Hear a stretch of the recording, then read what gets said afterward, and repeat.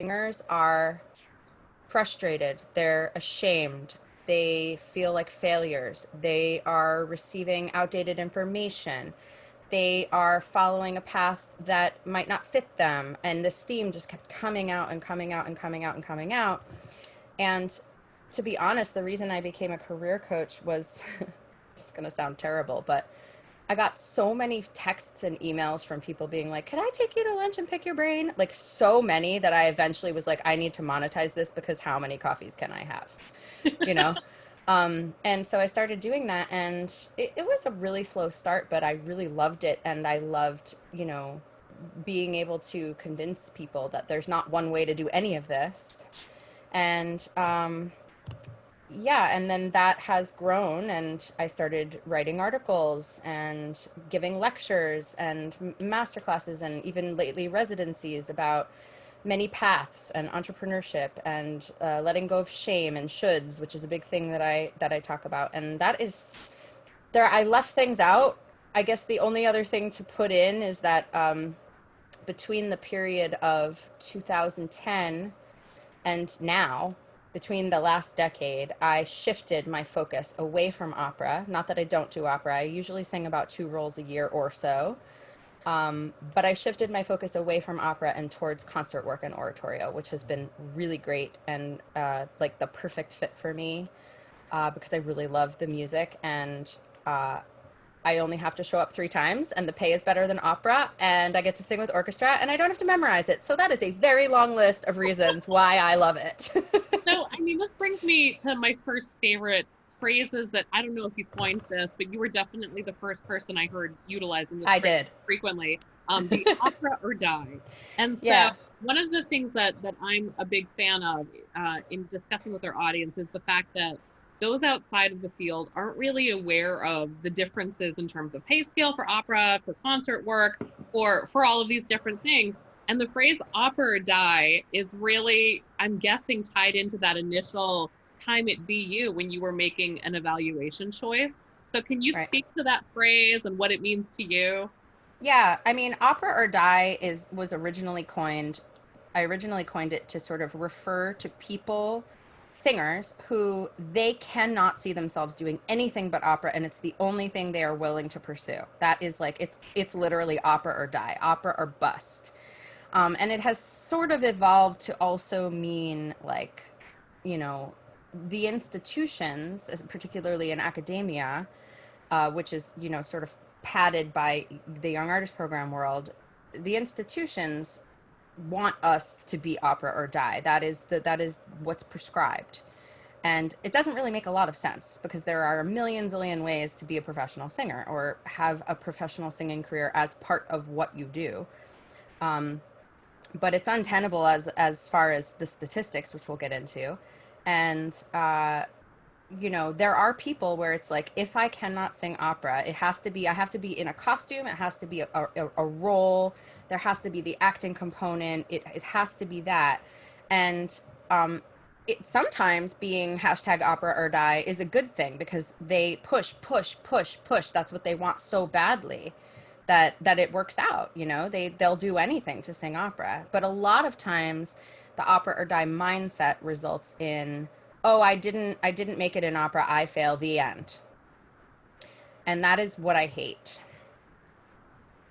Does that answer your question? It does, because I think that when we're looking at the hierarchy of how the academic system works in terms of people going to school for a vocal performance degree, Yeah. frequently schools either combine under performance this idea of opera and classical at the same time, but some teachers utilize that time to be like, let's only work on opera arias, which is very unrealistic. So if we're looking, as you've mentioned, to these numbers of why this lifestyle is so hard to support, can you give us an insight into the amount of money you have to pay at the beginning of a career in order to really even break even as an Uh, or die person? well, listen, when it comes to facts, figures, and data, I would very much just send y'all back to Zach, and I know you talked to him last time. We did. He gave Yeah. us his scoop, and he also gave us his additional phrase to your corresponding correlating career. So I'm interested to hear your side of why the system doesn't work, why the funneling of opera or die doesn't work. Yeah. So as far as the numbers, I really would encourage people to watch that and Impact Talk and follow Middle Class Artists. Zach and I are actually trying to coordinate a bit so that he's, really kind of ringing the alarm of this is the facts and figures, and I'm saying, what are we going to do about it? But so here's what I think. I think that the model of, can I talk about the pipeline now, or is it going to throw you off?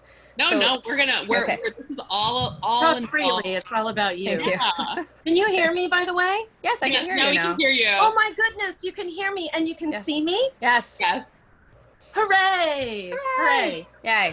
I'm sorry to interrupt. No, it's your all train of good. thought. Please talk about whatever you Yeah. like to hear. So I guess I've coined a few phrases that went kind of singer viral, and I enjoy that. So one of them is hashtag pipeline. And basically what that means is the pipeline refers to how in the United States, and this happens elsewhere, but I most of my work is in the US. So when I talk about my stuff, I'm mostly referring to this country. Mhm. So I want to be clear about that. But hashtag pipeline basically means you usually start singing and are fairly established as like, I am a classical singer by high school. Then you go to undergrad and you do a vocal performance degree, maybe at a conservatory, ideally. In the pipeline, ideally at a conservatory. Please don't think I'm saying ideally, because I'm not. And then you go straight to grad school, because you have to go to grad school to be an opera singer, clearly. I don't really believe that. And then after grad school, then you do this thing where you go and you're an apprentice with opera programs in these training programs called young artist programs. And you do competitions, and between the young artist programs and competitions and connections and general sucking up, you find a manager, and then the manager sort of discovers you, or you sort of gain enough name recognition and role experience that you kind of launch your own career. But then you get a manager, and then you have an opera career, and then you sing full time. You have to sing full time in opera to be in the pipeline. So that is the plan. And that is what almost all of the academic institutions tell us that we are supposed to do. This is what we do to be an opera singer. And it's flawed in so many ways. I wouldn't even know where to start. But I will say this, the model was more successful when I was in grad school. So when I was at New England Conservatory, a good number of my colleagues followed the pipeline. Do most of them still sing professionally full time? No, a handful. But that was a fairly successful. I don't know, if I had to give you a number, I'd say maybe 10% of my graduating class followed the pipeline, which is very high. Granted, that was at the time a top 10 school. I don't know if it still is. I don't follow that stuff. But then so this young artist program thing really, and the pipeline thing sort of gained a lot of, it became the thing. That's what you do. This is what you do. It became this prescribed path. And that really kind of took shape in the 80s and 90s, and then carried on. But three big things happened. Three big things happened. One, the recession of 2008. Okay. Two, the creation by Julie Barron of Yap Tracker, which is a website where everyone can see everything. Everyone can see all the opportunities and easily push buttons to apply for those opportunities. So it made it easier to get in your stuff, basically, and to know about auditions, right? It was like very user-friendly. Brilliant idea on Julie's part. Has had some unintended consequences, though. And then the third thing is that, over the years, there are people who will argue with me about this till the cows come home. And, I'm always like, bring it. But the academic institutions realize that voice majors bring in a lot of cash, and that singers will spend a ton of money to be educated. And so, particularly female singers, which I'd love to get into at some point. But so the schools started to take more and more and more people, as far as numbers, just numbers, like how many people are we accepting? Far more than they could provide opportunities for, and far more that they could realistically support, and, especially outside of school. Like these days, it's like once you're out, you made a few connections, but there's not a ton of glue there. So those are the three big events. And now the pipeline is, it's still being taught as the thing you do. And yet, I cannot give you solid figures because there are so many variables involved in this. But my anecdotal number is 1% or fewer of people who graduate from vocal performance master's degree follow the pipeline with any real success, meaning they sing full time in opera at the end of it for 5 to 10 years or more. Does that make sense? Completely. And Yeah. even looking at the difficulties that are just there, if, say, everything in the system was functioning, if the creation of Yap Tracker didn't also create an increase in surplus of competition in the audition pool, Right. and all of those variables, we now get to shift our focus to the hidden discrepancies that go on, especially for Yes, young let's do artists. that. So jumping into this, I want to be candid with our audience that this is an important topic for me, because grad school was really a wonderful chance for me to realize that I had much more power over who I worked with and how I allowed a working relationship with a teacher. But it came at the cost of time with a teacher that I felt was very emotionally abusive. And so, as a teacher myself, it's a goal that not only are you perpetuating academic knowledge, but that all of these past hidden emotional, mental abuses and all of the things along the lines of fat shaming or racist interactions behind closed doors that are not addressed by an institution, that all of these things we don't pass on to the next generation and the next and the next.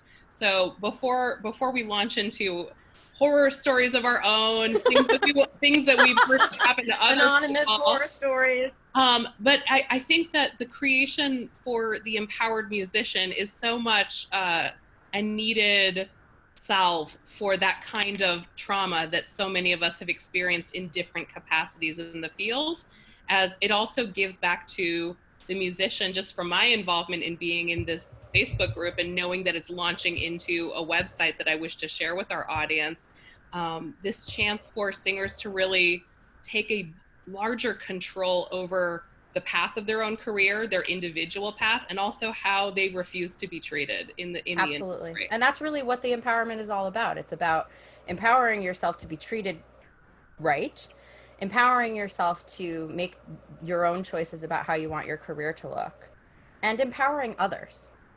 That's really sort of the trifecta of what I do. So when you were creating this Facebook page, what was going through your head? When were you like, you know what we need? We need a chance for empowered musicians. What was the catalyst? That's a good question. I never really. Sometimes I just get these ideas and I literally act on them like that second. So I was at I'm a pedagogy nerd, and my voice teacher is Stephen Smith, who wrote The Naked Voice, and I was at the Naked Voice Pedagogy Institute Part 2 exactly a year ago. And I don't tell Steve, but I was like in the middle of one of Steve's lectures taking notes on my laptop, and this idea came to me, and I was like, that's what we need. We need something that's not this forum and it's not quite like this, and you can't just go in and be like, what's a good piece for mezzo soprano that has this range? Like, what is a place where we need somewhere where I can talk about opera or die, pipeline, finding your own path, uniqueness, empowerment, ditching shame. And it just, like, when it came to me in that class, it was so obvious. It was so obvious. And I literally made the group in that moment, because I already had my career coaching business, The Empowered Musician. So the name was obvious to me, and I literally made the group in that moment and just started inviting everyone. And within a month, I think we had 2,500 members or something. We're at 4,000 now. Are these members Really in the United needed. States? Are they around the world? They're around the world. It's mostly US people. They're around the world, though. Yeah, and our screening questions basically are like, are you a singer? And it's okay if they're not. If they're a coach who's interested in empowering singers, fine. But then we talk very clearly about, like, what is empowerment, what are group rules, it's not perfect. No Facebook forum is perfect. There's always drama in Facebook forums, and there always will be. But I think we've done a really good job of, overall of managing it. I have a bunch of admins and moderators because it was real stressful at the beginning. Yeah, I can only imagine. It's such a fantastic resource for connecting singers to each other and kind of being able to share battle stories and all of that. I have a question about what we were talking about before, because we have this idea of the pipeline. I'm going to be an opera singer or die, or oh, I'm not going to be an opera singer. I'm going to be a concert singer. And I kind of feel that there's another path that artists, especially musicians, are never encouraged to take, and that's in creating your own work.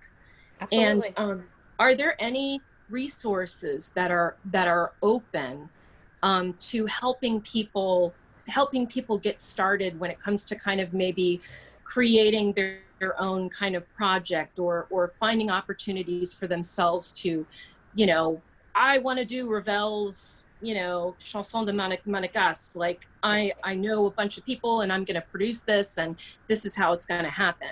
Mm-hmm. I wish there were more resources. The real answer to your question is that is something that every single singer should be coming out of both undergrad and grad school with the ability to do and the knowledge. Schools right now are scrambling to add entrepreneurship programs and entrepreneurship positions, and I've even been contacted by a few of them about this. And so they're all scrambling, being like, oh, we got to get on the entrepreneurship train. But it's like, Yeah. why wasn't that a part of what we were educated to do from the beginning? I don't know. Yeah, well, because it seems to put the power in the hands of the gatekeepers. Of course it does. Now opera is having this reckoning when it kind of comes to, we want to be more representative of people of color. We want all Right. sorts of people coming from all these different backgrounds. And sometimes I doubt whether or not the current gatekeepers have the capability to really even do that. And certainly the COVID situation makes everything that much worse. So I feel like there's an Can I say opportunity. something very honest and very controversial? Something Please that do. really bothers me is that young singers, particularly in high-level schools and in young artist programs, when someone comes to give a career talk, 9 times out of 10, it's a famous person, it's a big name. To me, that doesn't make sense, right? It should be someone who has a portfolio career, who has made their own work, who has found their own way, who has carved their own path, and or is a business owner, and or has and that's it's starting to happen. But I am so sick of seeing flavor of the month opera singer as a guest artist, when really the people who need to be teaching us about this stuff are entrepreneurs and people who are doing the thing, right?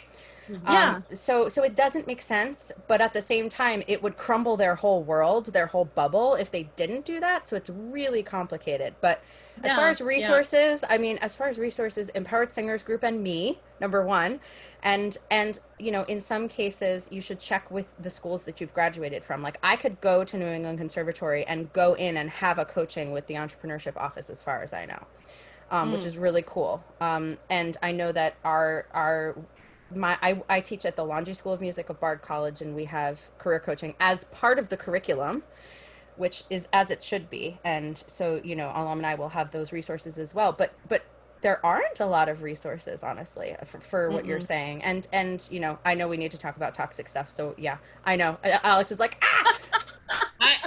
I'm So loving much what you're toxicity. saying as a resource, because I think that it's encouraging for other institutions to begin those steps. But I totally have a pivot, how this goes straight into. Go ahead, do it. So, in my opinion, and I don't think that this is too far-fetched from the generation of the three of us collectively. Many of the voice teachers that we were passed through their studios or passed through their master classes, like you said, these respected names, these big names, definitely had an era of musicianship and an era of teaching where command was obeyed.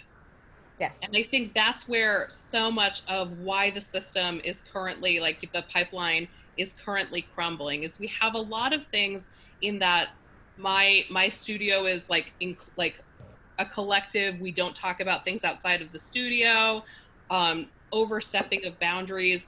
other red flags of toxicity that then tell these next generation of performers how they're supposed to be, what constitutes failure, what they should be doing, what they shouldn't be doing, how they should look, where they should live, what they should dress, what they should eat, all of these things. I think Yeah, that a lot of that happens in the voice studio for a sure. lot of it happens in the voice studio, and a lot of it happens with this idea that if you go through the undergrad grad school 1-2 wham bam combo, that you're going to come out and you're going to find this mythical benefactor that's going to fund the career of rent, room and board, travel expenses to just sing opera all over the world. And if you allow all of this internalization of these rules and abuse, that the end goal is going to be this grand career, that's similar to being the next, American superstar, to be the Right. next Fleming, the next, insert name. So let's talk about some of these initial red flags, because you wrote an article I for did. I would love for you all to check it out. I just wrote an article about this. It's on my Empowered Musician site, which, by the way, is the old website. The brand new Empowered Musician website launches on August 8th, so please check that out. It's going to be way fancy. But in the article section, you can find it. It was also just published in Classical Singer and had a good reception. So the article is called Healthy Student Teacher Relationships, and it calls out a lot of the behaviors that have sort of become normal that never should have. Do I need to turn lights on? Can you still see me? Yeah. You sure? We Okay. can totally see you, and I just put the link to that exact article that you mentioned, Thank as you. well as the soon to be old website. So we'll look Thank out you. for your launch, and we'll share that information with our Great. followers as Thank well. you. So listen, no teacher is perfect, and everyone crosses the line sometimes, and everyone has their moments. It's, first of all, it depends on what line you're crossing, and second of all, um, we need to educate teachers in what is appropriate, and educate singers on what they should expect, and what is appropriate. So red flags. The teacher yells at you and says you have to do it their way. The teacher compares you to other people in the studio. The teacher constantly comments on your weight. What are you eating? You shouldn't wear that dress. You look like a sausage in casing. That's pulled directly from someone that's in this room. That happened to. They make sexual comments to you, or text you, or email you with sexual innuendos or comments or invitations. They say, I'm not going to do this unless you do this. They berate you in front of other people. They berate you in the studio. They tell you, why can't you get this? And then there's other red flags too from a pedagogical standpoint. There's no improvement. The technique doesn't feel good, and they're blaming you for it. I mean, that is like a third of the red flags that just come off the top of my head, and yet everyone's nodding their head like, oh yeah, I've experienced that, I've experienced that, I've experienced that too. Because since they're gatekeepers, or they're famous, they have to be right. So like, the bigger the name, the more they can get away with, and it's not okay. And we should not be, you know and so I saw in the outline you sent me that we were going to talk about, what's the difference between a student who is just difficult and is being pushed by someone who is a tough teacher. There's a difference between being a tough teacher and being an abusive teacher, right? Right. Like there's a line between, we're working to change something about your technique that's going to better your singing, or the idea of like, I don't like the following things about you, but I also am the only one you can trust. Like, That's another big one. If somebody says, oh, you have to study with me, or worse yet, I mean, and I'm speaking from my own personal experience here, but the teacher bashing is out of control. If you are in a voice lesson and the teacher is bashing other teachers, A, they're insecure. B, they should spend that energy going to a pedagogy program to better themselves. And C, that's inappropriate. That is not conversation that should be happening in the studio. And that doesn't mean that you can't, have a conversation where you say, I understand that with your former teacher, this was the technique. I don't believe in that personally, and here's why. That's fine. But the just just cold-blooded gossip that goes on is, every voice teacher, I shouldn't say every, but most voice teachers have something to teach you. And they have their own special strengths. And when teachers cut each other down and or cut other singers down in the studio, first of all, that's a waste of your lesson time, and second of all, it's totally inappropriate. I'm going to turn my light on. Hold on. So I want to add into this that I love hearing these red flags, because with that acknowledgement, it is that coupling of empowerment where you can hear your own story out loud right now and think, oh my goodness, I did hear someone say that to a classmate or to me or to our studio class. Like the head nodding along with this, I think that the saddest part to me is that in order to have survived this many years of all of us collectively knowing that it exists and that it gets perpetuated, is that like defense mechanism of almost having to laugh at it, because how did it become this large of a systemic issue?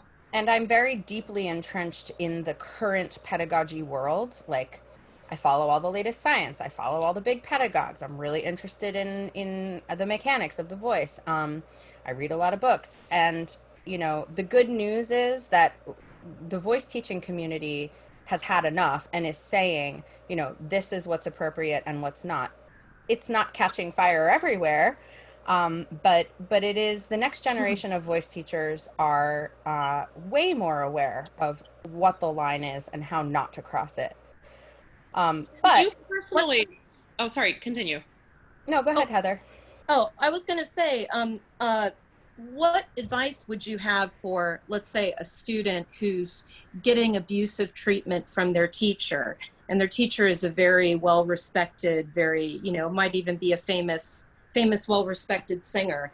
Who can they go to share their experience, and how can they avoid the inevitable pushback that's going to come from that? Yeah, schools don't like studio switches because they're annoying and an administrative nightmare. But also, they're making a fortune off of you, so they're going to have to deal with it. So, first you go to the voice chair, and if the voice chair doesn't listen, you go over their head, depending on what kind of institution you're dealing with, right? Like at my institution, you'd go to the dean. So you need to speak to someone and tell them that you're talking to them in confidence and you don't know what to do. And, they may say, they may call you in and have a three-way meeting. They may say, could you talk to the teacher? Right. And, the key is always maintaining your sense of, I know that this treatment is wrong and I'm going to change it. So a studio switch may be inevitable. It is possible, and I say this in the article, it is possible to have a conversation and change the behavior. Like it really upsets me when you comment on my weight. Do you think that we could make a pact, since I have to be with you for 3 more years, that that's just not something we're going to talk about in the studio? And maybe you can work through it, like any relationship, right? Yeah. Sometimes you just need to communicate. So I'm not saying someone says an errant comment and then you're like, you're the worst, and then you leave forever. Like, but some red. I think sometimes I think that singers in particular, I've seen this time and time again, they really, really, really struggle with self-advocacy, and this idea that they don't want to rock the boat and they don't want to cause a problem. And I think that I personally think it's really important, in a relationship. Those days are over. Those days are over. We have to. Yeah. We have to make them over. We have to rock the boat. I mean, also, exactly, and I agree. And I think that what singers need to do is recognize exactly what you said, which is just they are worth the care and consideration. They don't deserve to be treated like that, and to kind of be able to kind of take themselves out of it in a certain situation, that we are addressing a problem. This is something I'd rather you not do. It doesn't have to be personal. It just has to be, this is the problem. And I really can't work with this particular situation. You need to change it, because they're going to get a lot of pushback from the college, because the college doesn't want the inconvenience. And the teacher is certainly very insulted to be challenged in such a way, but it's important. It's important for that student and everybody. Which brings me, Heather, to the subject of switching studios, whether it's within an institution or out of an institution. a student should be able to switch studios. I don't have a problem with policies in schools where they only get to do it one time, because there are some singers who just want to studio hop, and like, I know a couple of them off the top of my head. So like, I get that, but you should be able to switch studios if you're not happy. Absolutely. You are the consumer. You are writing them a check. Hello. And then, outside of academia, if you're ready to move on from your teacher, if you're afraid to do that because of retaliation or feelings or whatever, it's a business. And yes, the teacher may feel hurt that you're ready to move on, but there is absolutely no reason where you shouldn't be able to switch to another teacher and maintain an amicable relationship with your current teacher. And yet, somehow, this is this huge complicated thing. Part of it is because singers don't communicate to the former teacher that they're leaving, which is not okay. If you're going to switch teachers, you need to tell your former teacher, because otherwise it's unclear, did the new teacher poach the student? What happened there? So, it's important that the student take the responsibility to say, I am making this switch. Or, we're becoming more and more open to having multiple teachers, right? Like, oh, I want to learn belting. I'm going to have this other teacher too. Is that okay with you?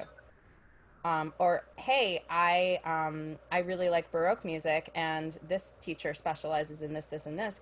Are you cool with me going there once every 2 months? Sure, go for it.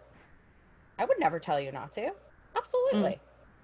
So, the studio switching thing is complicated, but it shouldn't be. It's a business, and everybody needs to like calm down with their egos and put the singer first. What's next on our list? I think that so neatly goes into the next situation of when you are breaking up with a teacher. And this is where we really get into the category of what's the burden of the student and what's the burden of recognizing external toxicity. So when you're breaking up with a teacher, whether it's amicable or not, what is the best route that our audience can follow? What do you recommend? You know, there's this expectation that you have to have a sit down conversation. As a voice teacher, I find that very uncomfortable. If somebody wants to break up with me and move on to another teacher, I'm 100% going to support them, but I don't want to meet them for coffee for an hour to talk about it, probably. That's really weird. So I would say phone call, card. Um, a phone call is fine. A card with a gift. I think an email's a little tacky. A text message is completely unacceptable.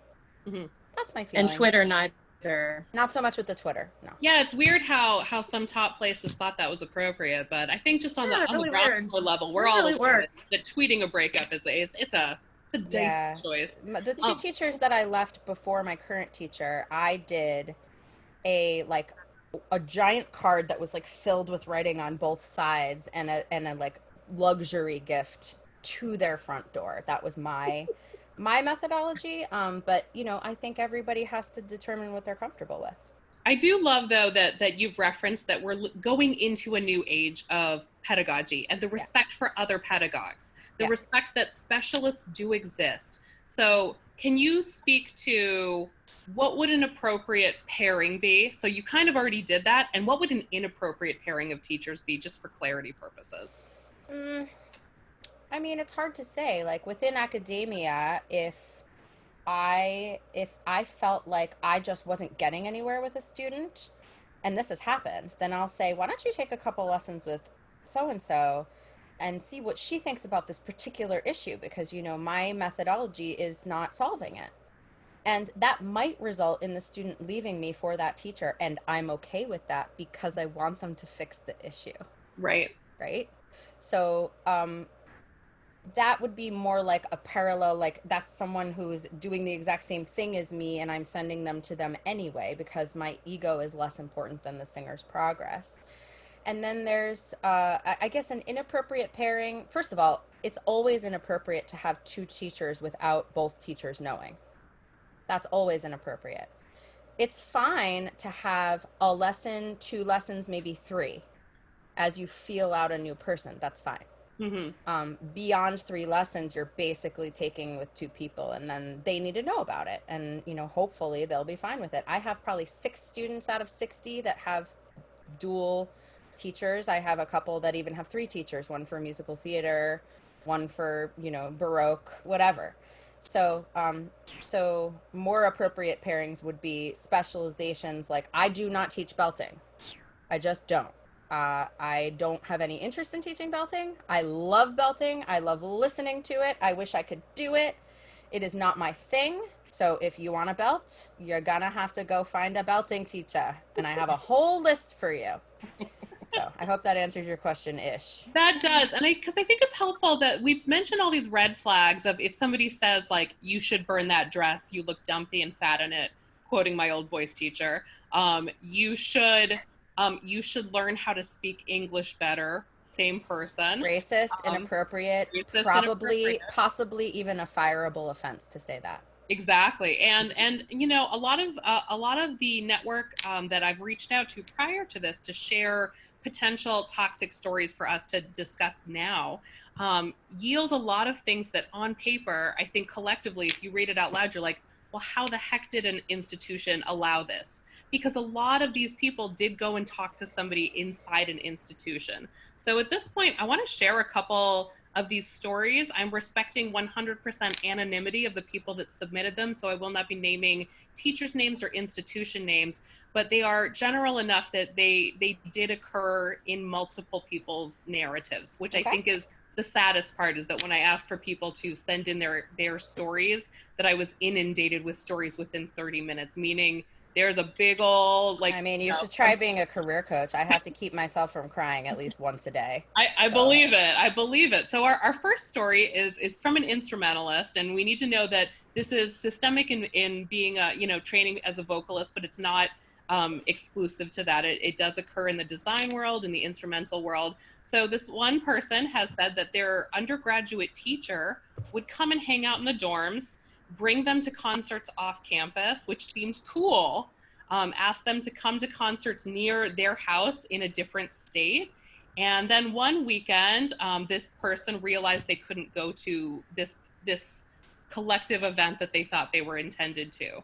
And the teacher responded that they had already purchased a bottle of wine, that their spouse was away, that they had to come, and they started texting this student pictures of lingerie.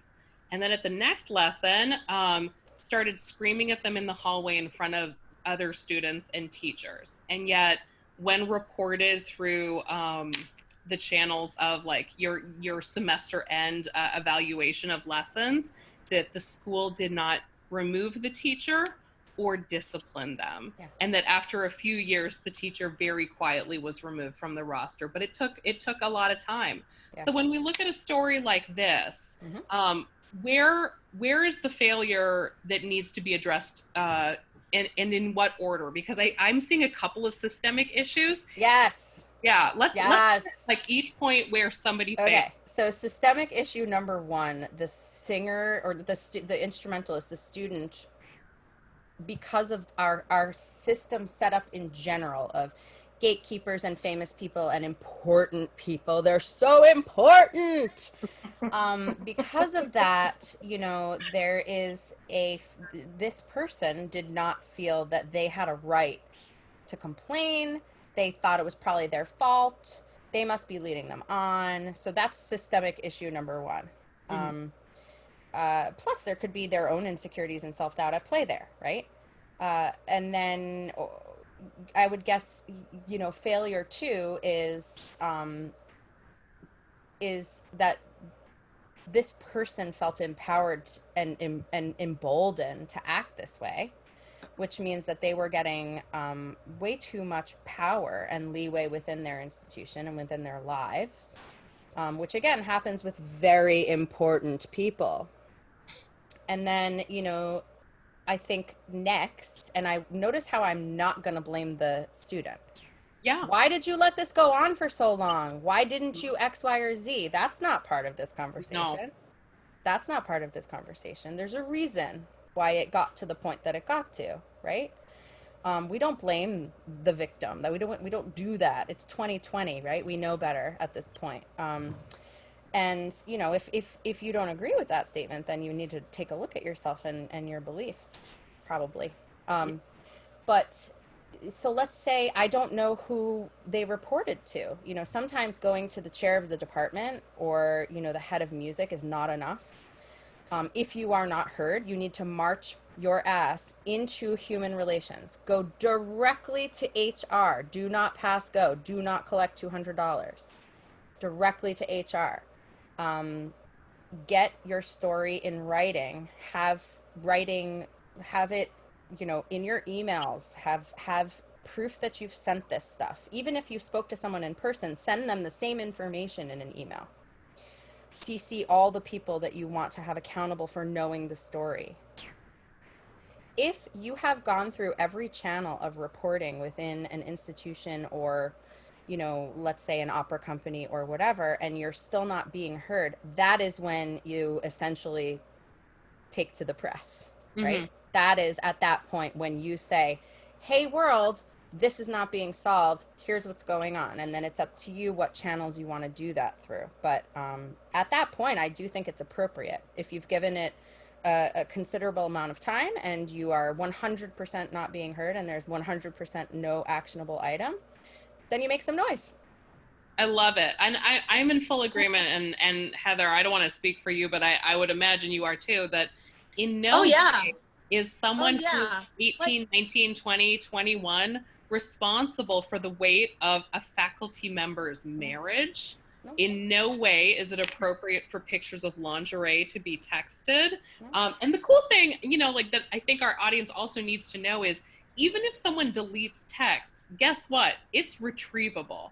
So these are Newsflash, right? yeah. I mean, I've watched enough Law and Order SVU that I'm like, Mom, don't send pictures of yourself that are dirty to your boyfriend. They're gonna be able to find those pictures. Like these things. Well, and I have to interject and say that like proof is very important.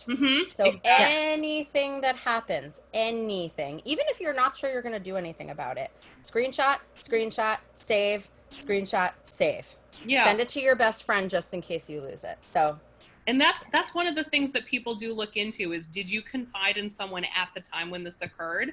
So if you're sitting and watching this call right now and you're like, this just happened to me, but I haven't told anybody, share it with a friend you trust, share it with someone else, because that's one of the ways that the system tries to disprove and not believe victims. It's problematic. It's a very large issue. In terms of the next story, this one actually deals with a codependency issue. Yes. So I'm glad that we're touching on this one next, because I think that, and you referenced this already, that they're so important and they say wonderful things, I should be listening to them, that I think one of the tactics of codependency is really instilling that belief that there is shared wonderful knowledge. So for this person's account, they said that they had a codependent relationship with their undergrad teacher. They started with this teacher after they had to go through voice therapy for vocal pathology, and truly believed that this teacher was the only one who could help them sing healthily because of what the teacher had said. They saw this teacher twice a week for lessons. They would call this teacher whenever they were panicking about something musical or non-musical from the practice room if something was going wrong. And then the teacher started asking them to do things like dog sitting, picking them up at the airport, helping them with housework. This particular person also suffered from an eating disorder that their voice therapist knew about. And their therapist would constantly comment about their weight, their body. And one day their therapist refused to continue a lesson and ended it abruptly because the student pushed back and said, I do not wish to discuss my appearance or my weight. So the teacher ended the lesson and kicked them out and shamed them for their boundary. They were told what they could audition with. They were told that other contemporary students in their studio were able to audition for things and they were not allowed to, even though the student felt they were all at the same level. And this was in their 20s. And then when they moved to a different city, they used that as their ability to break up with the person, but they didn't feel like they had the option before that. So this person's codependency issue. Red flags, in my opinion, but I'd love to hear where the voice teacher or therapist in question really started overstepping these boundaries. Yeah, that's a lot. Um, Number one, when you have an injury involved, there's a whole psychological, emotional component that is, I mean, singing's already psychologically and emotionally difficult, but you add in an injury and recovery from an injury, and that's very fraught.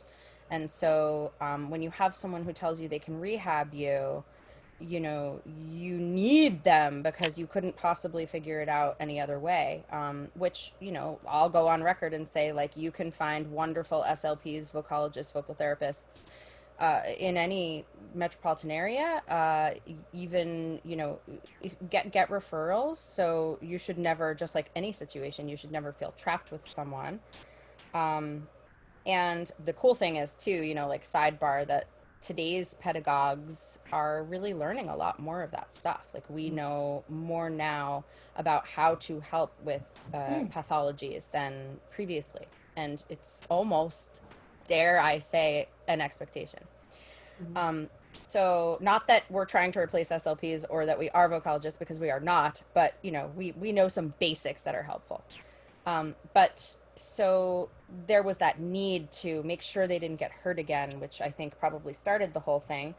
I don't know how I feel about the dog sitting and the stuff like that, because here's the thing. I mean, I do think it's a little less appropriate within academia when someone sort of gets that sort of relationship going, but voice teachers do become friends with their students and they do develop close relationships. And it is very normal, I think, for a student to house sit or dog sit or babysit or even come over for dinner, preferably with other people there. Like there are relationships that develop. And I think it's even less inappropriate for those relationships to develop in an independent setting outside of academia. But even within academia, you know, that happens all the time. And I don't think there's anything wrong with it as long as there are boundaries that maintain, and as long as the student doesn't feel forced to be in that kind of friendship or relationship, right?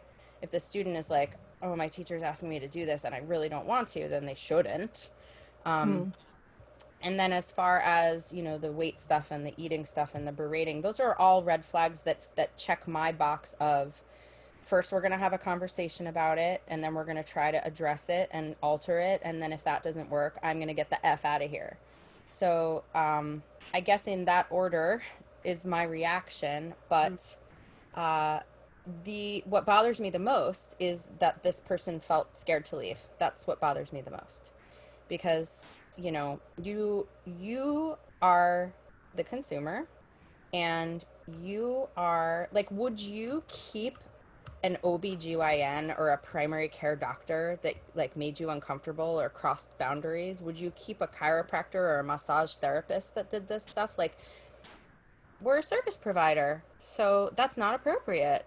There's nothing that makes that appropriate. So, you know, it's true that sometimes when you leave a teacher, there's retaliation. I wish that it wasn't true, and I wish that I could prevent all of it, and unfortunately I can't. But there may be retaliation, and so it's a matter of like how you arm yourself and prepare yourself for that, and it's also a matter of how you decide to handle it. But under no circumstances should you be afraid to leave. Maybe I need to write a whole article on how to leave. I mean, I'm not even like looking to break up with a voice teacher right now, and I'm like, oh, tell me even more about like the ability to just recognize these healthy differences and having a working friendship. Or, and you know, like I do respect the fact that there are several students that might not have the financial means to continue their studies over the summer. And And then I you do know, bartering. yeah, I know many teachers who barter, and that's Yeah, very normal. I sure. think that it's important for those who are on the receiving end of the lesson, like you said, to know that you are paying for the product, Yeah, and that the product shouldn't tell you to burn half your wardrobe, or that the yeah, product shouldn't, you know, tell you if you don't sleep with them that, yeah. you know, you're Are your not. boundaries respected? Are your boundaries respected? Do you feel comfortable? Are you enjoying the interactions? And or are they profitable for you? So, you know, that's a start. But, you know, anecdotally, I met a student in 2014, 14, I think, um, who came to me after having a lot of vocal vocal pathology, and we worked really hard to get her voice in shape, and she's a very successful professional singer now, and we became really close, and I was in her wedding, you know, so there's nothing wrong with that as long as the relationship that you develop with a student is consensual, it has boundaries, and there's clarity on, you know, what the situation is. So I'm I sorry that that happened to our friend, I but know. And yeah, what's so sad is that these are all different ages, all right. different, experiences, and that Right. the root of the problem is so much the same. So I'm going to relay one more story that was submitted to us, but Sure. in that time, I also want to ask that anyone who wants to ask Dana a question of their own, either feel free to type it in the chat box if you don't want to turn your camera on or turn your microphone on, or just be prepared for us to be pivoting into our Q&A session. So we are really excited to have Dana be this resource for everyone who's here, and so we wanted to leave enough time for that. So our last submitted story is from a musical theater singer who was Mhm. studying outside the Boston area, and that every single lesson they had for 5 years with their quote unquote important person, prominent teacher in the area, they would leave in tears. Their teacher told them they were lazy, that they would never be good, and no matter the amount of practicing or attempt to apply the teachings of this teacher, yielded any form of positive feedback.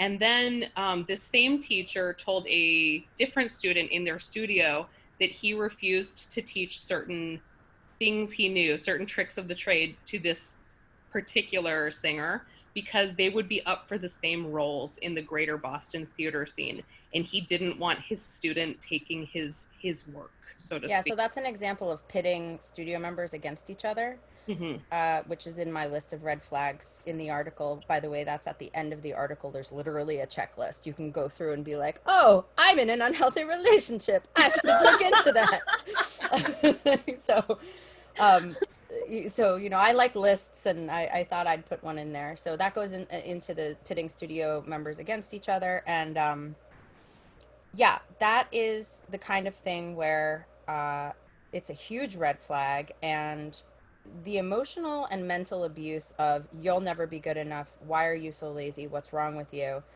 is so traumatic and so damaging, and nine times out of 10 is a self-fulfilling prophecy. So if you've got someone yelling in your face that you'll never do this well or you can't be this, it's true, you won't, because they're telling you that. um so, you know, what would I do? I mean, you already know what I would do. I would, Right. you know, it sounds like this was a private teacher. So I would, if it were me, I would probably get in touch with the singer I was being pitted against and let them know what was happening. Mm-hmm. I would possibly send an email to the whole studio, but I would speak to the teacher first and say, um, you know, before I did something so rash, I would probably say, here's how I'm feeling. This is what's inappropriate. These are your behaviors. What do you want to say about that? I think I should bring it up with the rest of the studio. And then you sever the relationship. And I know that a lot of these things are really scary and really hard and very fraught. And, you know, people will hurl all manner of things back at you and blame you. And it's your fault because this, and it's your fault because that. But, you know, that doesn't mean that you don't leave the relationship. It doesn't mean that you don't speak up. Doing hard things is hard. Talking about hard things is hard. That's one of my catchphrases from Empowered Musician. Talking about hard things is hard. That doesn't mean we don't do them. But I do want to take like 1 second, because this is something that I feel like I need to say, to pivot to briefly. Um, Sometimes it is the singer. I just want to put that out there, because, and I don't mean that it's their fault. I just want to say that, you know, sometimes, you know, a singer is causing drama that doesn't exist. That does happen, and it's a very hairy line between believe victims and this person is out for blood. So there, that can be tricky. I want to say that, you know, tough love and abuse are not the same thing, right? So I'm a tough love teacher. Everyone who studies with me knows that. So what does that mean in my studio? It means that, you know, if you don't have repertoire prepared, and I offer two types of lessons. One is technique only and one is technique and rep. And if you don't have your repertoire prepared, I might let you go. Or, you know, if you clearly haven't practiced, then I'm not going to repeat myself. I'm going to say, go rewatch the last lesson because we discussed this at length already, and I've already, you know, given you the tools for this. Let's move on to something else. Or I'm going to ask them hard questions like, why is it that you don't want to, you know, submit a recording? What are you afraid of? What's holding you back? And if it starts to go into the territory of, I don't want to submit this recording, or I don't want to take this opportunity because, and then it goes into super, super personal stuff, I'll say, okay, well, you know, that is not really my arena. Like, I can help to an extent, try not to become a psychologist too much in the studio, but there is a life and career coaching component to it. So tough love and abuse are not the same. Abuse is, you'll never amount to anything. Why can't you get this? What's wrong with you? If you've ever heard any of those phrases, you should be gone so fast that you're leaving dust behind you. But, you know, I guess my point is that there are people who always want there to be a problem.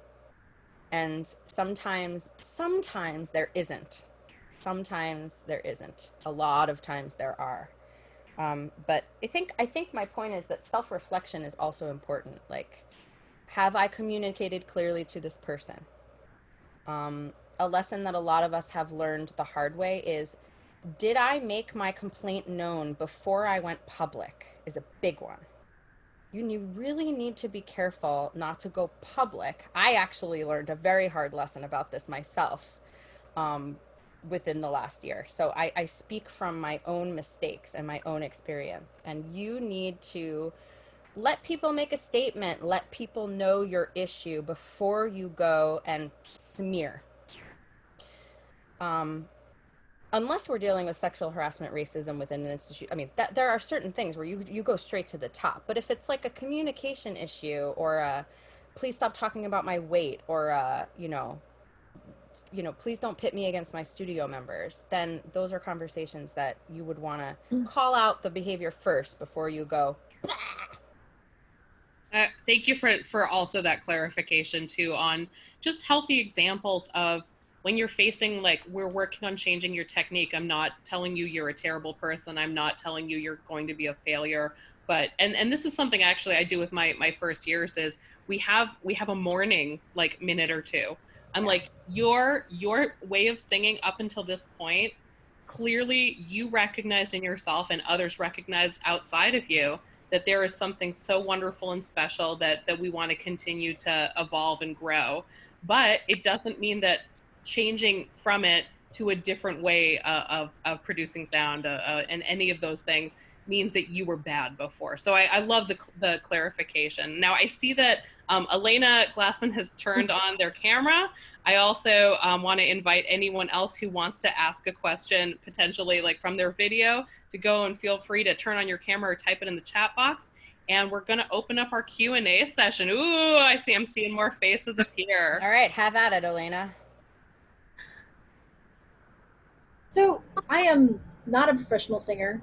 But I am in an industry that has a lot of big and important people, and I found out about your. Are they very important? They're very important, extremely important. I worked with a very, very important person, and attempted to repair, the relationship had a lot of unhealthy components to it, and kind of ripped itself apart.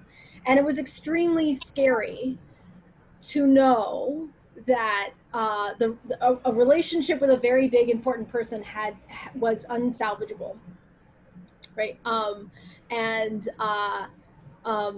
Certainly my question is, like, I have been living in the same small community of very important people, dreading running into this person, and living under that fear of when is this gonna, and knowing that I tried and failed to repair it.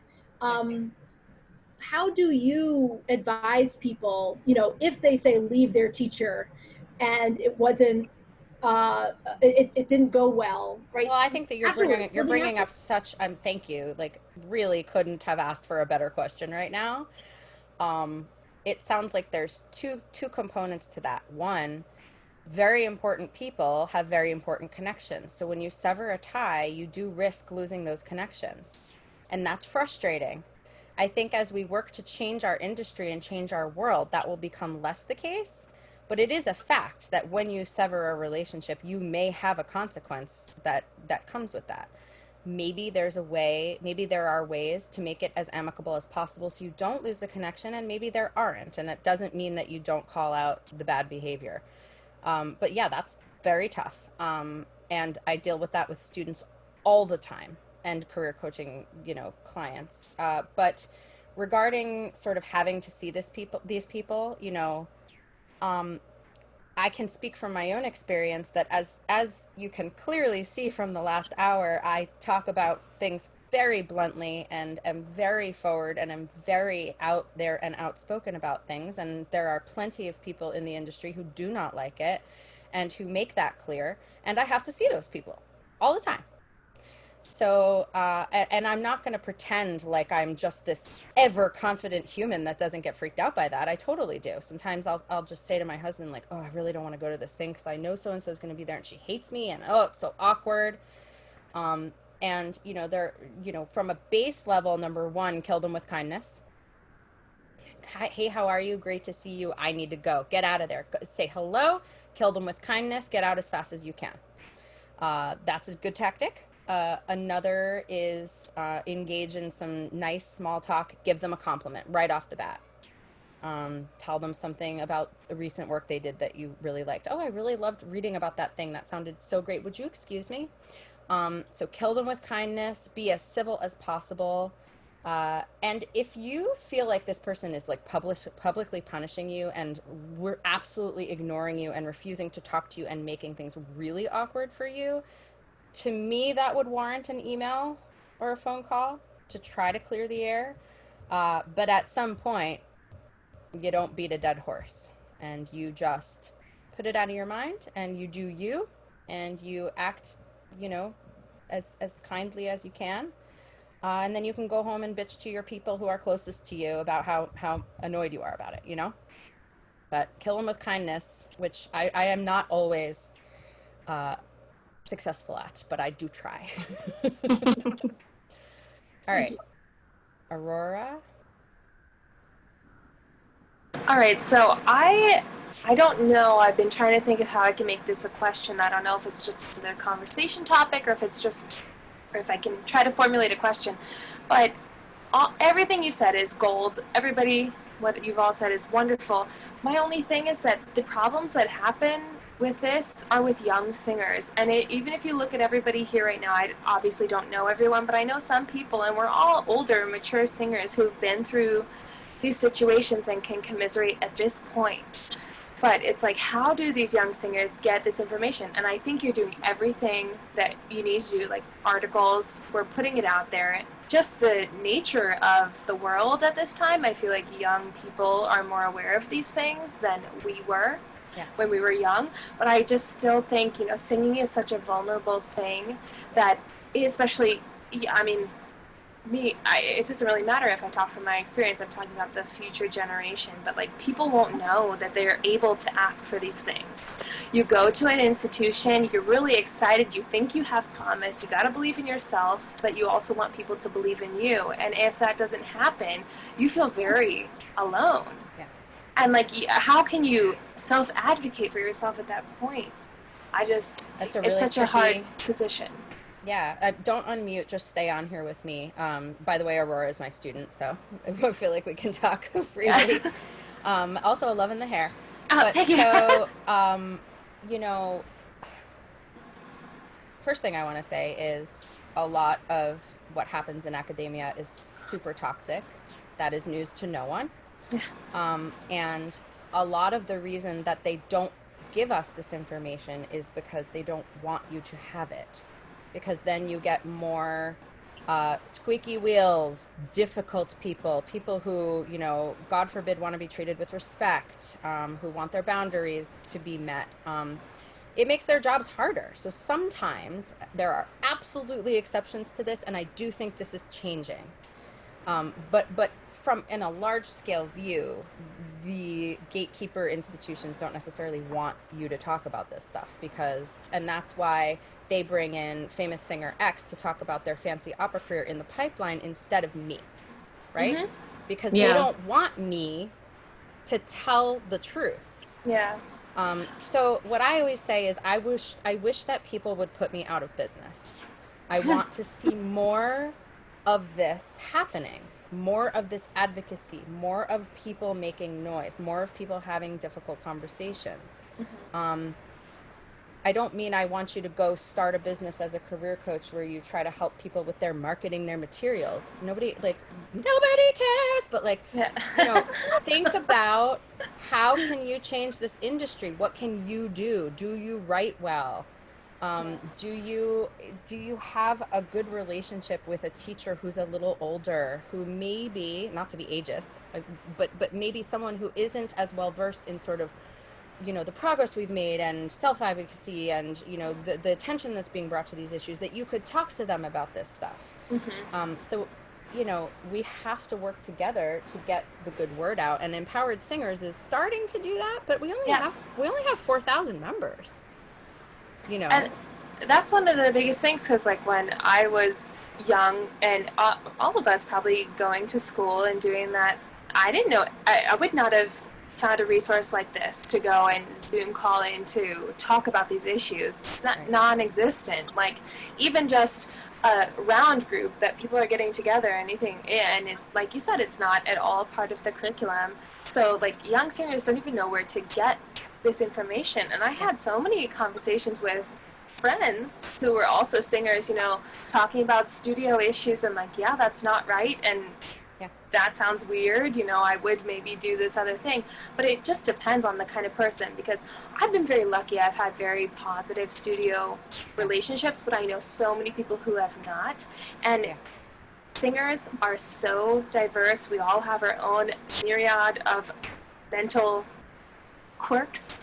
I was like, you know, so it's like, you can't expect that like everybody's going to be able to look at things with the same amount of objectivity. Well, I was bullied about my weight so much and for so long and by so many people that I ultimately was just like, okay, I'm having a gastric bypass. Bam. You all win, I guess, you know? So, you know, we take all of this stuff on, and there were about 7 or 8 people in my life who thought that that was okay. To just push, wait. You are not going to go anywhere. You are not going to go anywhere. You are not going to go anywhere, until they wheeled me in to staple it up, you know? So we take this stuff on, and it's very frustrating, but you know, we have to do the work. We have to do the work to make this more widely known. And we have to catch people younger. Yeah. We have to catch them younger. I kind of feel, I mean, in particular about your experience and the experience of a lot of people here, there's something about the older generation, like around my parents. My parents are not like this, but my parents' generation and slightly younger than that have really, really, really big hangups about weight. And those people are the gatekeepers too, which is problematic for all number of different reasons. I just wanted to tell you, Alex, that Erica Rakovic has a question. She's chasing a little baby around the house. Sorry. So hi, Erica. What's going on? Oh, are you there? She's probably going to come here in a minute or so. Because well, let me just say, while we are. Oh wait. Okay. Are we good? There she is. Ah. You have to unmute, girl. Erica. So there we go. Okay. Go ahead. Sorry, my internet is like freaking out and my phone doesn't understand how to process it. So I have a question about kind of the academic issues from the outside. So long story short, in my undergrad, there was a professor who very openly made a lot of comments that were extremely inappropriate, definitely fireable offenses at this point. Lots of, you know, sexual harassment, lots of racist jokes, lots of like just the whole gamut. And recently another professor who is openly gay filed a Title IX complaint against this other professor for like basically 15 years worth of homophobic comments, and comments to him, comments to his students. And yeah, it's bad. So Good for him. Oh, your mic you're went out muted again. again. You're muted again. Unmute. Okay. sorry. So he came out publicly about it. He was fired after opening the Title IX complaint. So there is a group of us who are alumni who have witnessed this this behavior, and at this point are kind of planning on coming out to support the professor who was fired. And say, this is actually happening. This is an extremely toxic environment. And I'm just curious, how would you recommend doing that? I mean, I know that you said, if it's an instance of racism or sexual harassment, then, go all the way to the top, go to the, yeah, I mean, basically, document everything, go as far to the top as you can, make sure the complaint goes to as many of the higher ups as possible. Yeah. Give them like a deadline by which you expect a response and a statement and action. You have to put actionable items into place, and then you're in the right, so to speak, when they don't do those things or they don't comply, to go public at that point. Okay. I was gonna say he's a very, I wouldn't say he's super well known, but he gets hired to do a lot of these things, and and I mean, the more people that speak out on behalf of the victim, the more supported they feel, and the more they can corroborate the story. So you do want to give the higher ups the opportunity to speak, but at some point you tell the story. That's what we're doing these days, right? Yeah. We tell the story. But I do think that our industry I think that COVID might be good. Maybe I'm crazy for saying that, but I agree with you. I think that COVID might be good. I think it's brought out the best and the worst in everyone. Yeah, and I think that our industry has reached an absolute breaking point. It's like right before a person gets a divorce. It's like, that moment where it's like, what are we doing? And then COVID hits and we have to reevaluate everything. And I mean, academia needs a complete overhaul. We know that.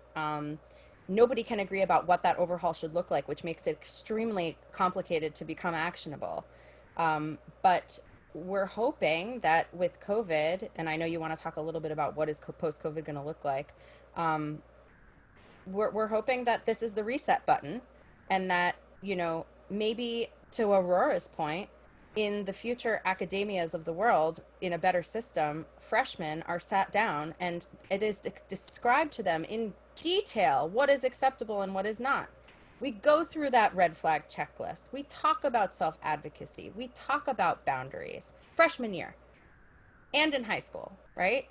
And in the summer high school programs and in young artist programs until you're blue in the face with knowledge and empowerment and self-worth and a feeling of being able to speak up for yourself and to be able to speak up for other people, because some people they just can't, for whatever reason. They can't speak up for themselves, and that doesn't mean you do it for them without their permission, which I have seen happen a few times now, which is like a whole other thing that I'm not going to get into. But we have to lift each other up. That's the whole idea. I love that. And I do want us to have a wrapping up of thoughts about what post-COVID, if and when, is going to look like for not only training, but just like our field in general. But Erica, just to you don't have to turn your camera back on, just to tag on to what Dana said, most organizations take very seriously the opinions of their board of directors. Mm-hmm. And CCing on a group letter is a very easy way to make sure that everyone has a paper trail. And so just in my own experience, a high school classmate of mine wanted our high school to be held accountable for something in particular. And a letter was written to the entire graduating class of 2003 the board of directors and the person running the institution. And it's a really hard thing to ignore when multiple people see it. So we just saw this occur with the Richard Tucker Foundation and the inflammatory remarks of Richard Tucker's son on Facebook that the board held him accountable for. But that's not always the case. Like Dana's, like you've said, like this is an industry where there's still people not believing victims. And I think that the overhaul is completely in our court. It started at the younger and younger age. I love that you mentioned that. So what are your thoughts post-COVID? If and when that's a thing, what's our field need to hang on to? What do we need to chuck? What do you envision? Well, I don't have any of the answers about this. We don't even know how long it's going to be. I do think that an already broken and competitive field will probably have to get worse before it gets better. I think a lot of organizations will fold and fall apart. Others will strengthen, particularly those with very strong missions around advocacy and social justice, climate, things that our generation and younger actually care about, instead of just singing Rigoletto until the end of time. And I think that a lot of small sort of grassroots organizations will thrive and large organizations will fall. And I think singers are pretty screwed for the short term. I think that this already competitive field is just going to get wildly more competitive for a time as we figure out our lives. Could there be a rebuilding and a reshaping of our industry? Yes, a lot of people will quit and have already quit singing. So it's, one thing I will say with certainty, because there's not much about COVID you can say with certainty, but the one thing I will say with certainty is that every single performer in the world should be talking about their correlating career right now. And I'd like to be on record saying that's another term that I coined that is meant to say that a correlating career is a career that goes alongside your performance career. It is not a plan B. It is not a fallback. It is not a muggle job. It is not a day job. It is not a side hustle. It is not a fallback plan. Let's just not use that terminology. So correlating careers are really important right now. Preferably something you don't hate, and preferably something lucrative. A correlating career doesn't have to be in the same field of the arts that your performing is in. So that has become very important. I have gone from doing an average of 3 or 4 career coachings a week to right now doing about 9 or 10 a week. And wow. A lot of that is correlating career conversations, how to build a virtual presence as a singer, and strategizing for multiple scenarios post-COVID. What does scenario A look like? What does scenario B look like? What does scenario C look like? What happens if it's the zombie apocalypse? So still could happen.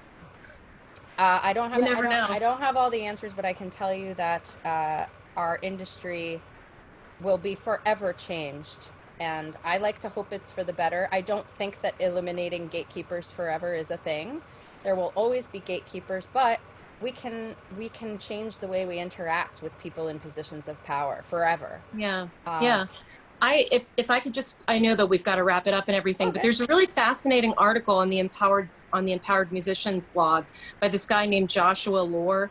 And the name of the article is "It's Time for a New Labor Movement in the Performing Arts." And he talks a lot about how collective action is like that the performing arts industry is essentially this microcosm of what everything else that's happening in society, where it's like lowest common denominator, people will work for nothing and they'll feel great about working for nothing. And he talks about how the situation with COVID is just going to depress everything and going to make everything so much worse. And he says, in his opinion, the only way that anything is going to be done with that has to do with this idea of solidarity and power being in numbers. And that's the one thing that in my own personal experience really, really freaks people out. They do not like to talk into people in a group who want something, but sometimes that's the only way to get anything done. And that's the reason why we have a union. And so many of these jobs that we do, which are for, this non-union company and that non-union company, and nothing against non-union companies, because I know that we've all gotten great opportunities through non-union companies, but people need to understand that they cannot do it by themselves. And if they do not get into a group of some kind and demand some kind of bill of rights when it comes to like what we need to have in order to do our job, those people in power, they have a million excuses for things. Yeah, and we're going to be at the mercy of it. We're going to be the people who are going to get the short end of the stick. Yeah. So it's a great article. Everybody should check it out. Yeah, we'll check it out. Thank you. Wonderful. Thank you so much. For anyone who wants to read further, maybe schedule a coaching with Dana, we do have Dr. Varga's link, which is so odd for me to call you that, but I have to. Dr. Dana Lynne Varga's link, the empoweredmusician.com. But we are also aware from her sharing with us that on August 8th, there's going to be a relaunch, a new URL. And we're so excited to see what that entails. But this is your direct way of reading her articles that have been published in Classical Singer, re-referencing things we discussed here today. We hope that you join us again in 2 weeks' time when our guests will be Rebecca Miller-Kratzer, Adrienne Boris, Roxana Miram, and Nathan Troop. And we're going to have a opera director roundtable, and I can't tell you that it's not going to be one of just the most fun experiences, because if you've worked with even one of those directors, I'm definitely coming to that. Yeah, they are a grab bag of just the most fabulously creative, innovative people, and I'm excited to have them all rejoining us at Ask an Expert. So we'll see you again in 2 weeks' time. Thank you again, Dana. This was of course. Yeah, Dana. Oh my goodness. Thank you. Thank you. Good to see you Thank all. you. Bye. Bye-bye.